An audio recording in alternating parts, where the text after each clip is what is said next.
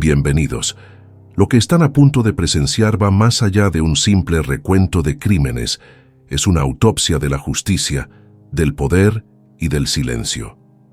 Puerto Rico es una isla de vibrante cultura, de resiliencia y de luz. Pero como todo lugar tocado por la humanidad, también alberga sombras profundas, sombras que a menudo se esconden detrás de los titulares que todos conocemos. Hoy no vamos a repasar lo obvio. Vamos a descender a los archivos olvidados, a los casos que sacudieron la isla de maneras que aún resuenan, aunque muchos hayan intentado silenciarlos. Lo que van a descubrir hoy redefinirá su concepto de conmoción.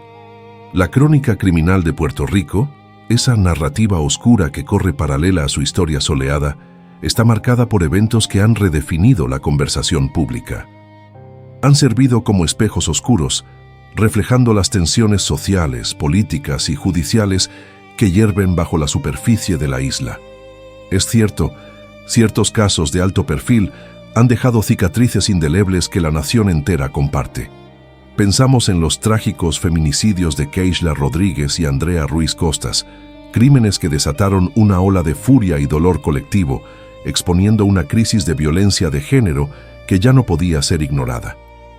Pensamos en el infierno desatado en el DuPont Plaza Hotel, un incendio provocado por la codicia y la disputa laboral que se convirtió en una de las mayores tragedias de fuego en la historia de Estados Unidos, un evento que midió el costo de la vida humana contra las demandas económicas.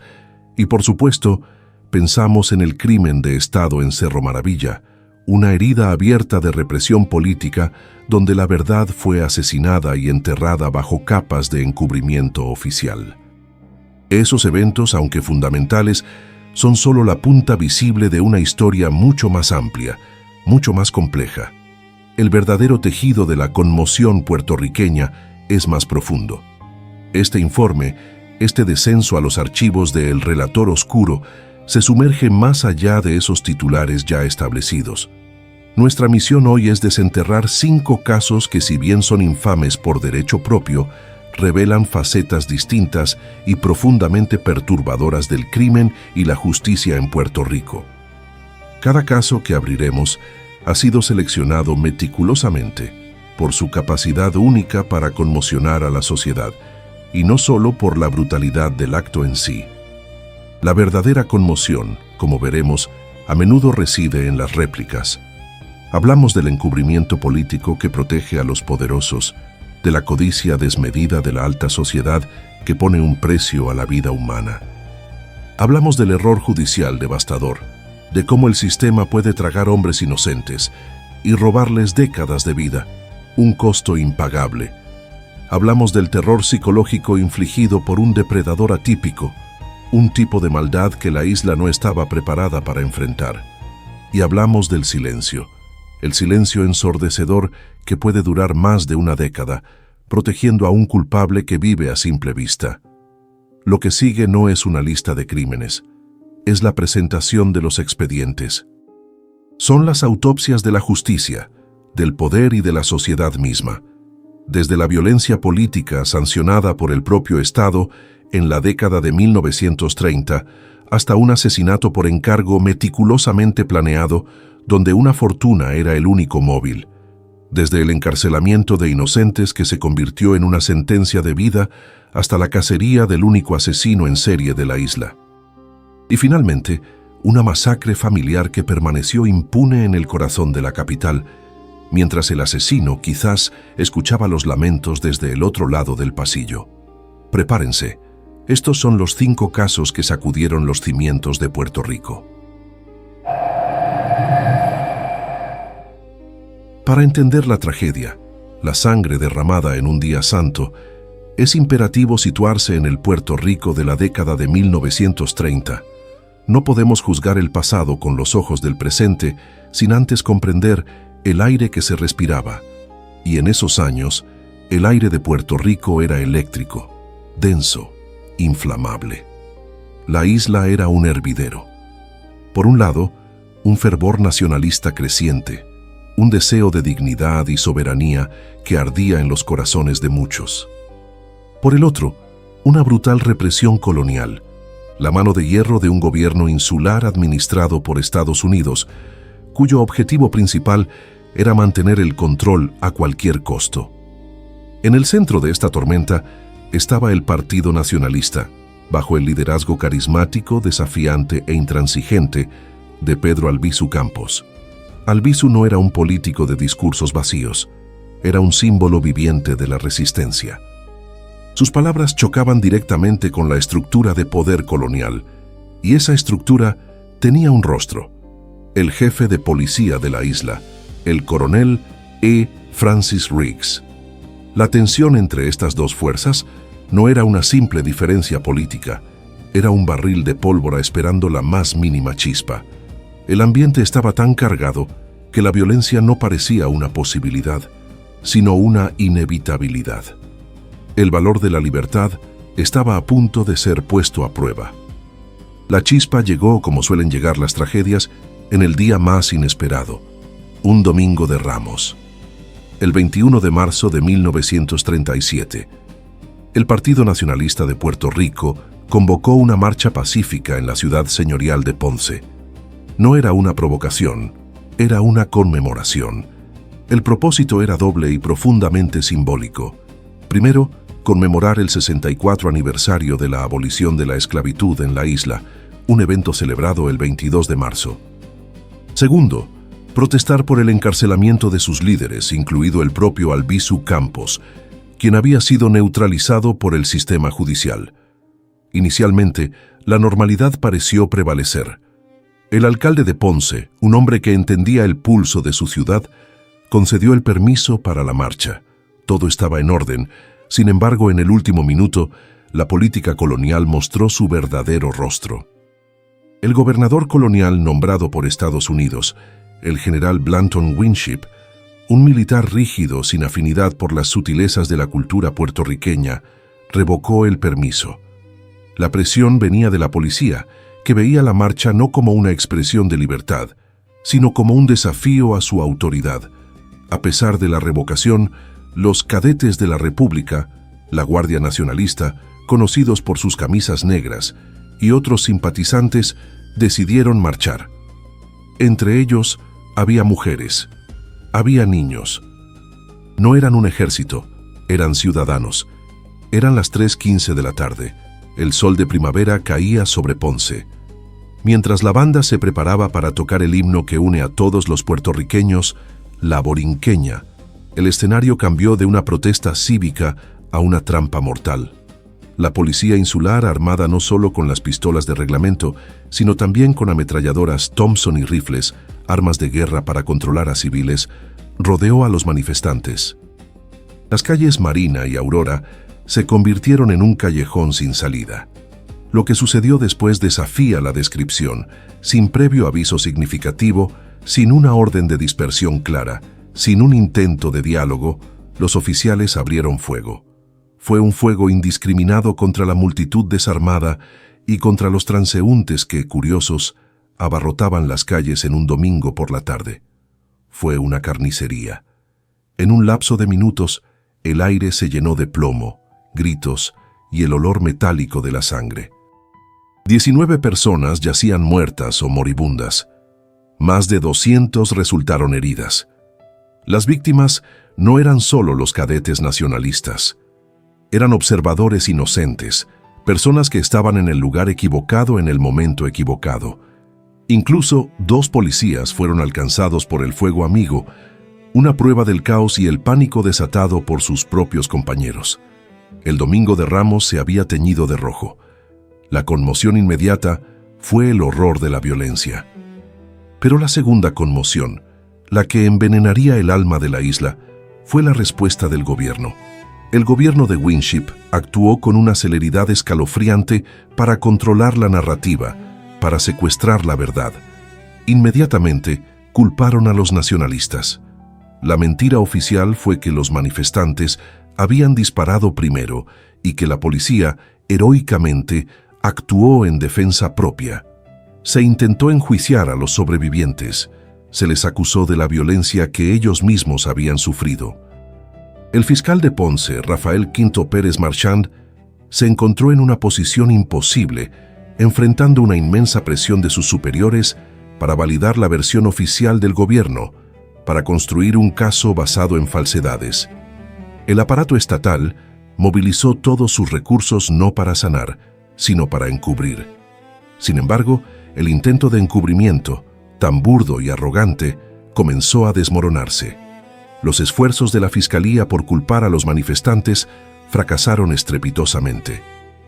18 ciudadanos que fueron acusados de motín y otros delitos graves vieron sus casos sobreseídos por falta de pruebas. Los jueces locales, quizás con más integridad que sus superiores en San Juan, no se prestaron a la farsa. La verdad era demasiado evidente para los que estaban cerca. La conmoción real, la exposición de la verdad, no provino del sistema de justicia colonial. Ese sistema estaba comprometido. La verdad tuvo que venir de afuera. La Unión Americana de Libertades Civiles, ACLU, liderada por el abogado Arthur Garfield Hays, formó una comisión para investigar los hechos. La comisión Hays hizo lo que el gobierno se negó a hacer. Buscaron la verdad. Recopilaron testimonios de testigos presenciales que no habían sido intimidados. Examinaron las pruebas forenses, contaron los agujeros de bala y, de manera crucial, analizaron las fotografías del evento. En esa época, la fotografía era una testigo imparcial. Las pruebas, una vez ensambladas, fueron irrefutables. Demostraron de manera concluyente que los manifestantes estaban desarmados. Demostraron que no hubo un ataque nacionalista. Demostraron que la policía disparó contra una multitud indefensa en un acto de represión brutal, premeditada y salvaje. El informe de Hays fue demoledor. Concluyó que lo ocurrido en Ponce ese domingo de Ramos no fue un tiroteo ni un motín. La palabra correcta, la única palabra, era masacre. Este caso es la plantilla original de la represión política violenta y el encubrimiento estatal en el Puerto Rico moderno. Estableció un precedente aterrador que encontraría su eco 41 años después, en 1978, en el caso de Cerro Maravilla, donde la policía nuevamente ejecutaría a jóvenes independentistas y montaría un elaborado encubrimiento que duró años. La masacre de Ponce es el pecado original de este patrón. La conmoción no fue solo la violencia, que fue atroz. Fue el cisma que creó en la sociedad puertorriqueña, exponiendo la brutalidad del régimen colonial y forzando a la población a confrontar la verdadera naturaleza de su gobierno. Fue la dolorosa lección de que el poder, a veces, no tiene reparos en matar para proteger sus intereses. Si esta historia de encubrimiento estatal te indigna, lo que viene a continuación te demostrará que las amenazas a la justicia no siempre vienen del gobierno. A veces, vienen de la ambición personal y de la frialdad de un corazón que solo ve signos de dólar. El próximo caso demuestra cómo el dinero puede comprar la impunidad, o al menos intentarlo. Sigue con nosotros, porque la oscuridad apenas comienza. Si la masacre de Ponce fue un crimen de represión política, nuestro segundo caso es un crimen de codicia pura, un descenso al corazón más oscuro de la ambición personal. En la superficie, Aurea Vázquez Rijos y Adam Anhang eran la imagen del éxito del nuevo milenio. Eran una pareja de portada, la encarnación de un romance globalizado en el viejo San Juan. Adam Joel Anhang, un empresario canadiense de solo 32 años, no era simplemente rico, era un multimillonario. Un desarrollador de software de juegos, un magnate de bienes raíces que veía en Puerto Rico una oportunidad de inversión. Su patrimonio era vasto, una fortuna construida con inteligencia y visión. Y luego estaba Aurea Vázquez Rijos, conocida en los medios años después como la Viuda Negra. Tenía 25 años, una exreina de belleza, específicamente Miss Puerto Rico Petite. Se conocieron en San Juan, en el ambiente cosmopolita del viejo San Juan, donde Aurea era anfitriona en un restaurante que Adam frecuentaba. El romance fue un torbellino, rápido, intenso y para Adam, aparentemente mágico. Se casaron en secreto en marzo de 2005. Para el mundo exterior, Era un cuento de hadas, el empresario millonario y la bella reina de belleza local. Pero el cuento de hadas, como suele suceder en estas historias, se desintegró en cuestión de meses. El matrimonio era una farsa. Adam, el brillante empresario, descubrió la cruda realidad. Descubrió que Aurea, según se reportó, había fingido un embarazo para presionarlo a casarse. Pronto se dio cuenta, como le confesó a sus allegados, de que todo era sobre el dinero y el prestigio de estar con él. La relación se agrió de forma rápida y peligrosa. El amor se convirtió en miedo. Adam se mudó a su propio apartamento, contrató a un guardaespaldas, inició el proceso de divorcio. Y lo más escalofriante, expresó temor por su vida, mencionando los supuestos vínculos de Aurea con el crimen organizado. El corazón de la trama, el móvil que firmó la sentencia de muerte de Adam, era un documento legal, el acuerdo prenupcial. El patrimonio de Adam and Hank se valoraba en más de $24 millones. Según los términos de ese acuerdo, si Adam moría mientras estaba casado con ella, Aurea heredaría la asombrosa suma de $8 millones. Sin embargo, en un divorcio, recibiría una suma significativamente menor, casi simbólica en comparación. La matemática era fría, brutal y simple. Para Aurea Vázquez Rijos y su familia, que pronto se vería implicada, Adam valía mucho más muerto que vivo. El precio de su vida se había fijado en $8 millones. La trampa fue tendida con una sonrisa. Aurea convenció a Adam de reunirse para una cena. El lugar, el restaurante Pink Skirt Dragonfly en la calle Luna, en el corazón turístico y adoquinado del viejo San Juan. El pretexto era civilizado, una fachada de madurez, finalizar amigablemente los términos de su inminente divorcio. Adam, quizás queriendo facilitar las cosas, queriendo creer en una salida pacífica, cometió un error fatal. Le dio la noche libre a su guardaespaldas. Fue una trampa mortal. Cerca de la medianoche, mientras la pareja salía del restaurante y caminaba por las calles históricas, un sicario se abalanzó sobre ellos. El asesino, un hombre llamado Alex el Loco Pavón Colón, no estaba allí para robar. Estaba allí para ejecutar. Atacó brutalmente a Adam, apuñalándolo repetidamente. No satisfecho, lo golpeó en la cabeza con un adoquín o una piedra, asegurándose de que el trabajo estuviera hecho. Adam and Hank murió desangrado en las calles del viejo San Juan. El engaño fue parte del plan. Años después, Pavón confesaría la escalofriante verdad. Aurea le había ofrecido $3 millones por el asesinato. Los testigos y la propia confesión de Pavón revelaron el detalle más frío de la noche. Aurea observó cómo apuñalaban a su esposo, y una vez que Adam estaba en el suelo, inmóvil, le recordó al sicario que la golpeara a ella también. Tenía que parecer un robo que había salido mal. Aurea sufrió heridas leves, lo justo para hacerla víctima. El primer impacto en la sociedad fue el asesinato de un prominente empresario extranjero en el distrito turístico más importante de la isla. Era una mancha para la imagen de Puerto Rico, un golpe a la economía turística. Pero la segunda conmoción, la más profunda y vergonzosa, provino de la desastrosa respuesta del sistema de justicia de Puerto Rico.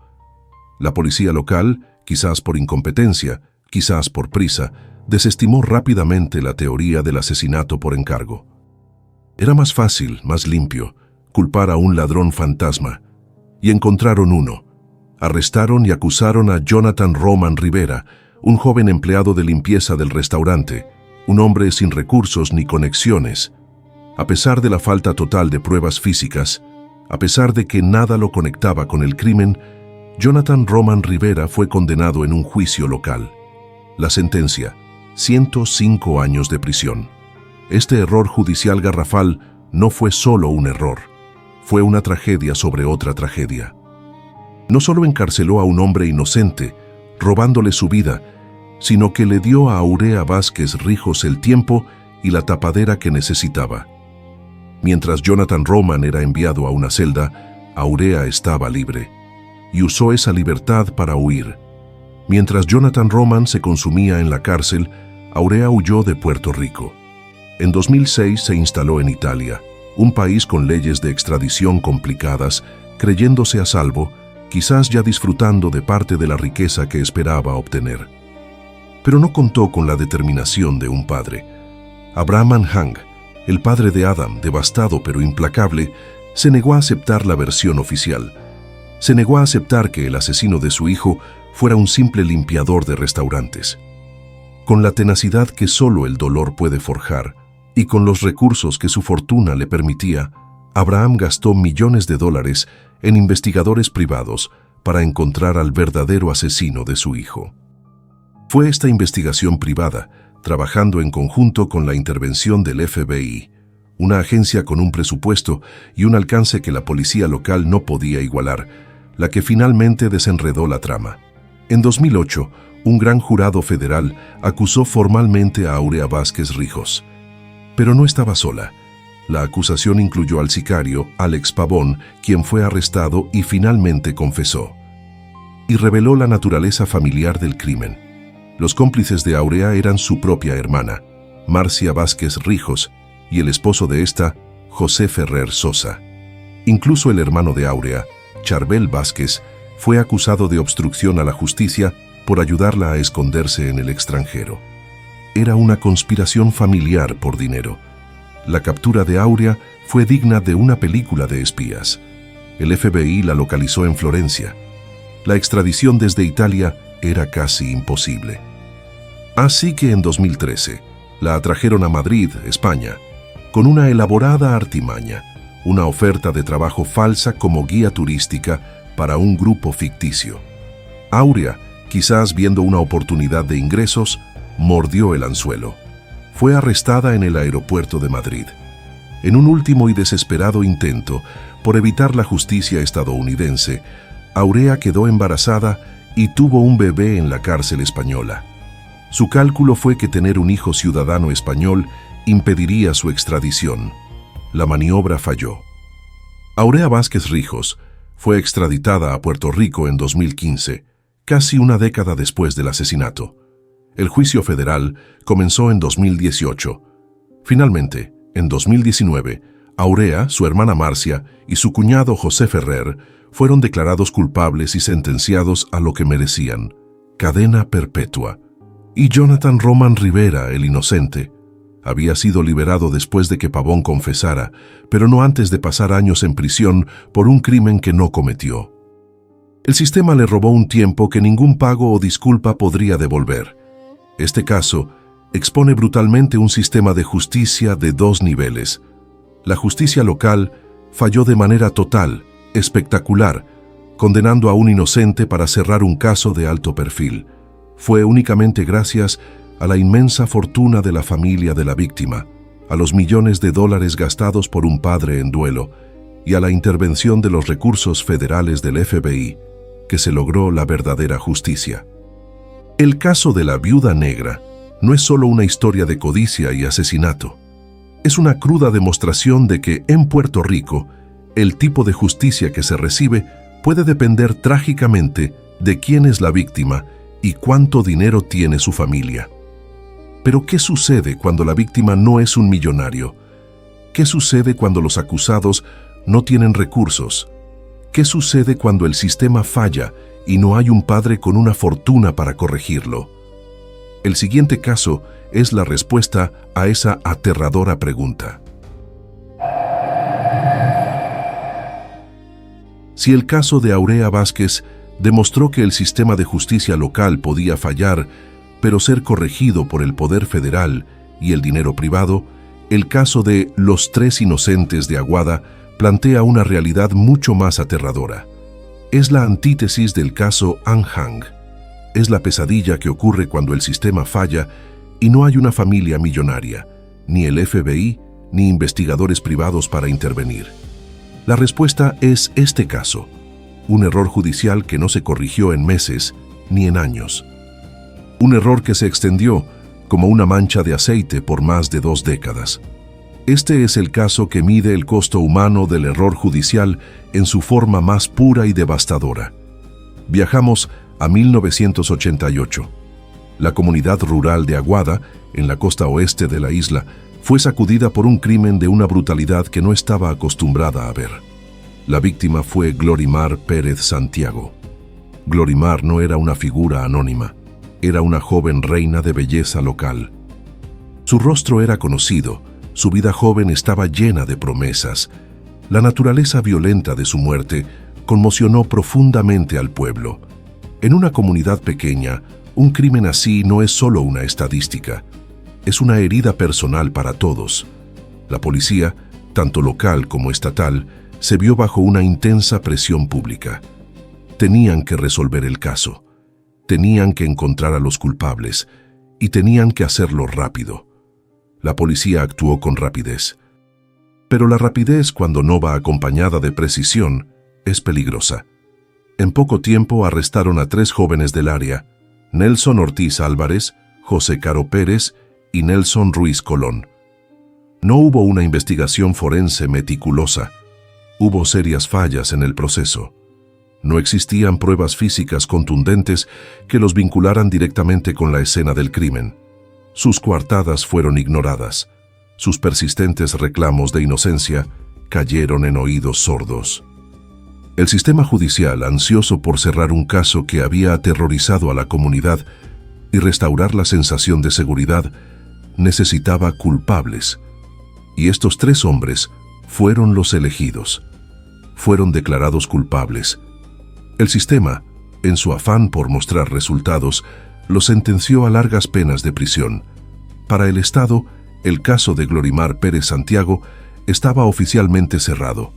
3 monstruos estaban fuera de las calles, pero los verdaderos monstruos, o el verdadero monstruo, seguía libre. Nelson Ortiz, José Caro y Nelson Ruiz fueron enviados a prisión. Entraron como hombres jóvenes y vieron cómo el mundo exterior avanzaba sin ellos. Comenzaron una pesadilla que duraría 22 años. 22 años. Es un número fácil de decir, pero imposible de comprender. Son más de 8,000 días. Es una vida entera. Es perder la juventud, ver morir a los padres desde una celda, ver crecer a los hijos, si los tenían, a través de un cristal. El costo de ese tiempo es incalculable. No se puede medir en dinero ni en compensaciones. Es un robo de alma. Sus familias, sin embargo, nunca dejaron de luchar. Sin recursos, sin conexiones políticas, sin una fortuna para contratar abogados de alto perfil. Durante más de 2 décadas mantuvieron vivo el caso en la memoria pública, especialmente en su región oeste. Clamaron por la inocencia de los 3 hombres. Denunciaron un sistema que, en su prisa, los había usado como chivos expiatorios. Eran una voz en el desierto, pero nunca se callaron.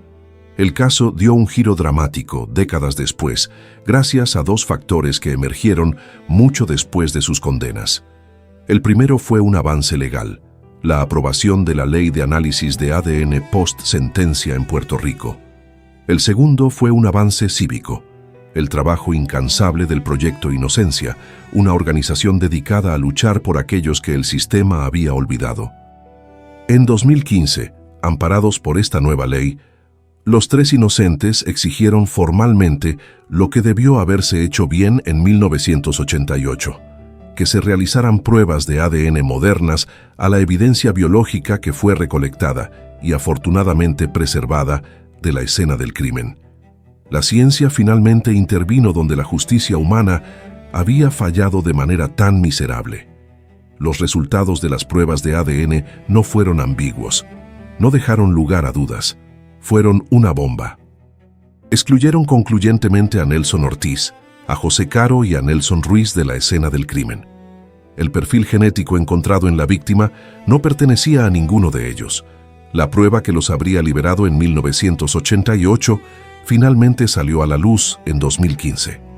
Incluso frente a esta evidencia científica irrefutable, el sistema de justicia, en un acto de arrogancia burocrática, mostró una resistencia asombrosa. La Fiscalía, en una postura que causó indignación pública, argumentó inicialmente que el mero hecho de la inexistencia de perfil genético de un convicto en una escena no lo exonera. Intentaron aferrarse a su error, defender lo indefendible. Finalmente, en junio de 2016, un juez del Tribunal de Aguadilla, enfrentado a la verdad científica, no pudo seguir sosteniendo la mentira. Reconoció la abrumadora nueva evidencia, anuló los veredictos de culpabilidad y ordenó un nuevo juicio, sabiendo que sin el ADN no había caso. Nelson Ortiz Álvarez, José Caro Pérez y Nelson Ruiz Colón fueron liberados bajo fianza. Salieron de la cárcel, parpadeando bajo el sol de un mundo que ya no reconocían, como hombres de mediana edad, grises y marcados por el tiempo, después de haber entrado como jóvenes llenos de vida. En septiembre de 2016, el Departamento de Justicia, finalmente admitiendo su derrota, solicitó el archivo de todos los cargos. No tenían un caso viable, nunca lo tuvieron. La exoneración de los 3 inocentes fue un momento de catarsis y alegría indescriptible para sus familias. Pero para el resto de Puerto Rico fue una acusación devastadora contra el sistema judicial. Este caso socavó la confianza pública en la policía y los fiscales de una manera que pocos otros lo han hecho. Demostró que el sistema no solo es falible, sino que puede defender activamente sus errores durante décadas para proteger su propia reputación, sin importar el costo humano. El caso es una victoria agridulce. Mientras 3 hombres inocentes recuperaron los jirones de sus vidas, el asesinato de Glorimar Pérez Santiago sigue sin resolverse hasta el día de hoy. El verdadero culpable sigue libre, y la justicia, para ella, nunca llegó. Hemos visto la injusticia del Estado y la injusticia del sistema. Ahora exploraremos un tipo de maldad diferente. Una maldad que no busca dinero ni poder político, sino que se alimenta del miedo y el dolor. Prepárense para el único caso de un asesino en serie que paralizó a Puerto Rico. El perfil criminal de Puerto Rico, históricamente, ha estado dominado por la violencia que podemos tristemente entender, aunque jamás justificar. Violencia interpersonal, crímenes pasionales, disputas y, de forma abrumadora en las últimas décadas, los asesinatos múltiples cometidos por gatilleros o sicarios, casi siempre en el contexto oscuro y sangriento del narcotráfico. Son crímenes por territorio, por deudas, por dinero o por venganza. Pero la aparición de un asesino en serie, esa figura de pesadilla definida por el FBI, era un fenómeno ajeno, algo que se veía en las películas o en las noticias de Estados Unidos. Un depredador con un periodo de enfriamiento entre crímenes, una motivación psicopatológica interna, no externa como el dinero, y un patrón de victimización específico, una firma que revelaba su oscura fantasía. Este tipo de maldad era prácticamente desconocida y, por lo tanto, profundamente aterradora para la isla. A mediados de la década de 1980, este fenómeno desconocido adquirió un nombre: Ángel Colón Maldonado. La prensa y el público, en su necesidad de etiquetar el horror, rápidamente lo bautizaron con apodos escalofriantes que reflejaban su método y sus víctimas. El ángel de los solteros y, más directamente, el terror de los homosexuales. Colón Maldonado era un joven que se dedicaba a la prostitución masculina. Esta profesión le daba la llave de entrada, la capacidad de acceder a sus víctimas en la intimidad de sus propios hogares, los lugares donde se sentían más seguras. Encajaba en el perfil clásico de un asesino en serie de tipo hedonista y de poder. El asesinato no era solo el fin, era el medio para obtener placer y ejercer control absoluto sobre otro ser humano. Su modus operandi era consistente y brutal. Era contratado por hombres homosexuales.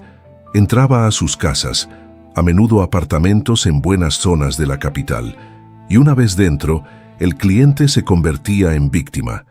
Lo que distinguía a Colón Maldonado de otros criminales violentos no era solo el asesinato, sino la tortura. Sus crímenes no eran rápidos, no eran un simple acto de violencia para silenciar o robar. Involucraban un nivel de sadismo aterrador, diseñado para infligir el máximo dolor físico y psicológico, para ejercer un control total y absoluto sobre sus víctimas en sus últimos momentos. En un aterrador período de solo 3 meses en 1985, el pánico se apoderó de San Juan. Colón Maldonado asesinó al menos a 3 hombres. Las víctimas confirmadas incluían un médico en Carolina y, de manera crucial para la notoriedad del caso, una figura pública prominente. Este hecho catapultó la historia de los susurros y el miedo comunitario a los titulares de todos los medios de comunicación. Aunque fue condenado por estos crímenes, el horror era más profundo. El propio Colón Maldonado confesó durante su proceso judicial haber matado al menos a 7 personas. Las autoridades incluso sospecharon que su rastro de sangre se extendía más allá de la isla, vinculándolo a un asesinato en California.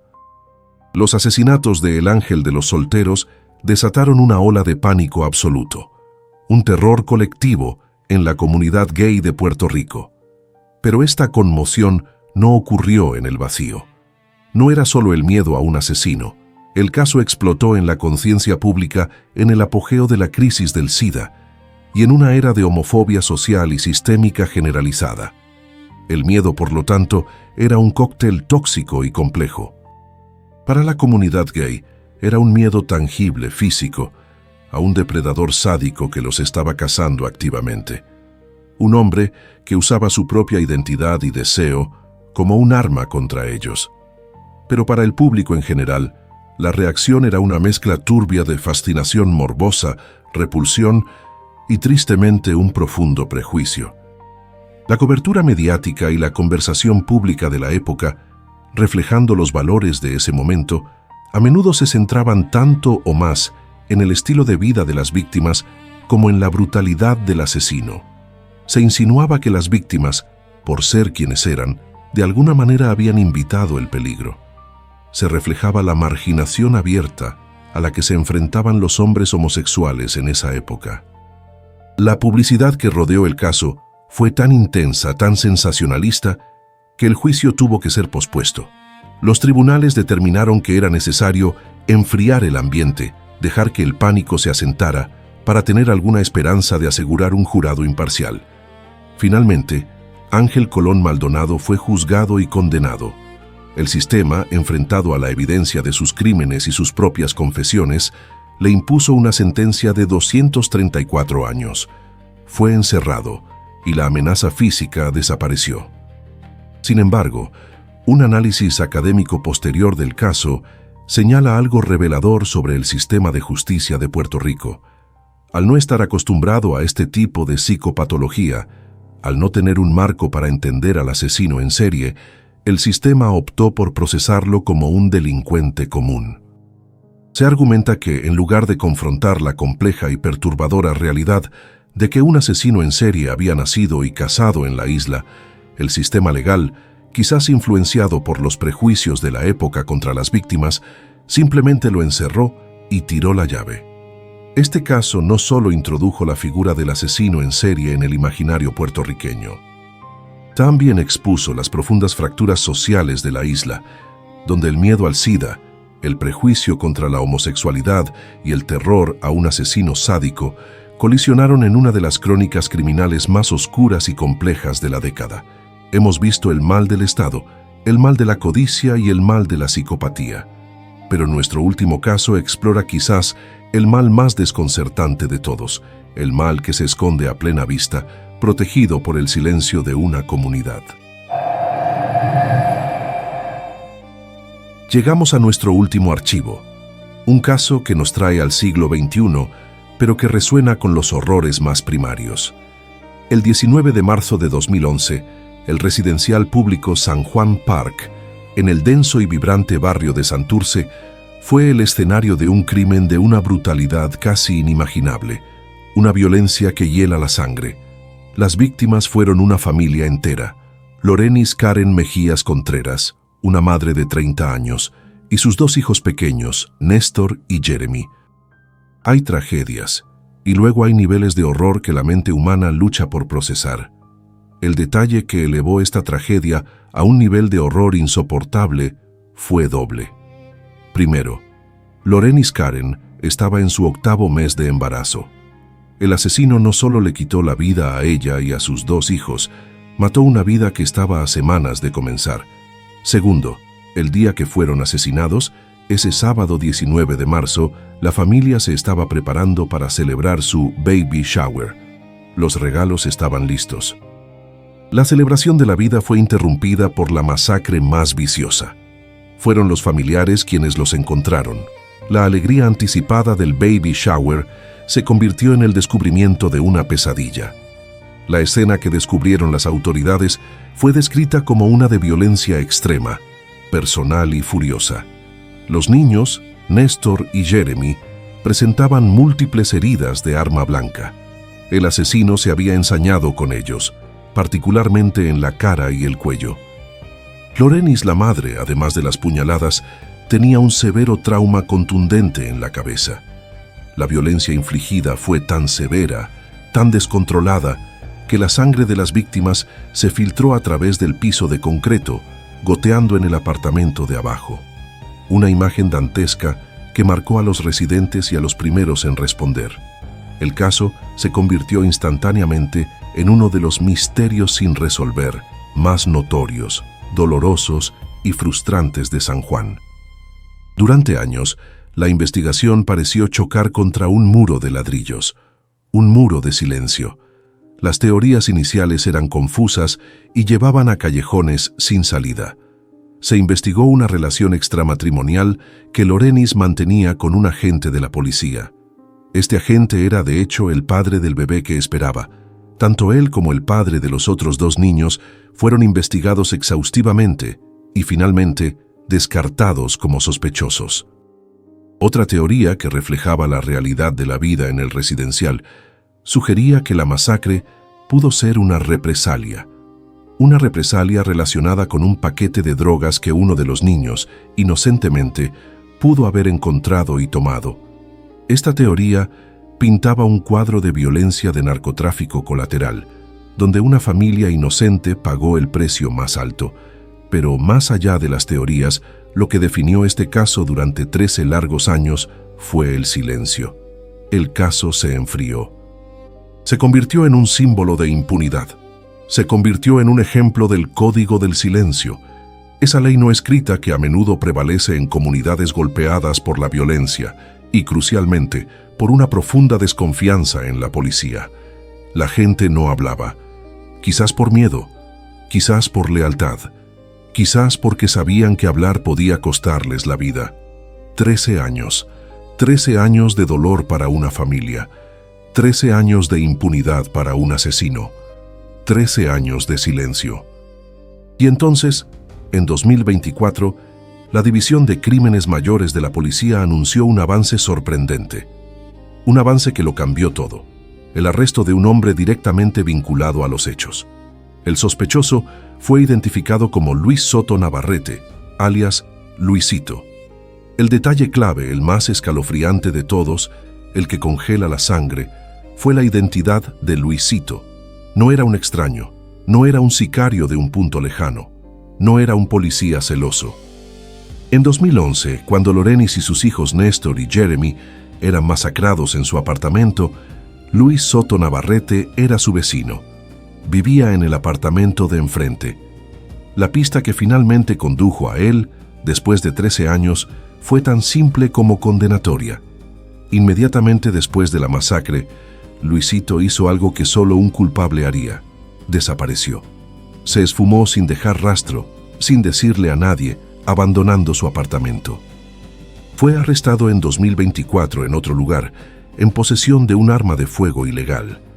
Las autoridades, conectando los puntos de su desaparición, lo han señalado como una persona de interés clave, un hombre que como mínimo fue testigo o que más probablemente tuvo participación directa en el crimen. Este caso representa una colisión de las narrativas criminales más trágicas de Puerto Rico. El feminicidio, en este caso un feminicidio ampliado, que incluyó a los hijos para borrar todo rastro. Y el poder paralizante del código del silencio. La conmoción inicial fue la brutalidad de la masacre, pero la conmoción que perduró 13 años fue el silencio. el hecho de que el principal sospechoso fuera el vecino de enfrente, un hombre que veía a esa familia todos los días, que quizás escuchó los preparativos del baby shower y que pudo simplemente desaparecer, implica que la respuesta estuvo allí todo el tiempo, a solo unos pasos de distancia. Protegida por un muro de miedo y silencio comunitario, el arresto de Luisito no es solo un avance en un caso frío, es la potencial fractura de un silencio que duró más de una década y una aterradora lección sobre el mal que puede vivir al otro lado del pasillo. El análisis de estos 5 expedientes revela una verdad incómoda. Revela que la conmoción en Puerto Rico es un concepto multifacético que rara vez se limita al acto criminal en sí. El verdadero terremoto social, la verdadera sacudida, proviene de lo que sucede después. Proviene del encubrimiento, de la investigación fallida, de la impunidad que se pasea por las calles y de la larga, agotadora y a menudo solitaria lucha por la verdad. Estos expedientes, vistos en conjunto, pintan un retrato complejo y sombrío de la isla y sus instituciones. La masacre de Ponce expone la violencia fundamental del Estado colonial. Nos enseña cómo la policía puede ser utilizada como un arma de represión política, sentando un precedente de encubrimiento oficial que trágicamente perduraría por generaciones.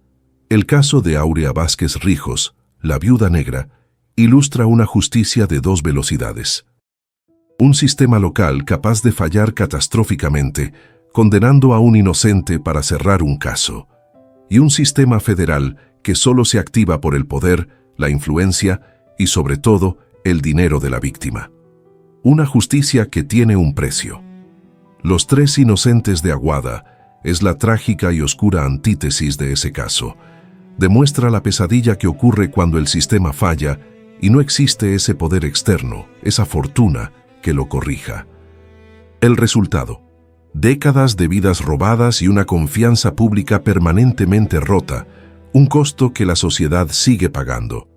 El ángel de los solteros nos muestra cómo un crimen atípico, la llegada del asesino en serie, puede cruzarse con los prejuicios sociales más profundos, la homofobia en la era del SIDA, creando una atmósfera de terror donde el miedo al asesino se mezclaba con el miedo a la marginación. Y finalmente, la masacre de San Juan Park. Una lección brutal sobre la violencia de género amplificada y el poder corrosivo del silencio.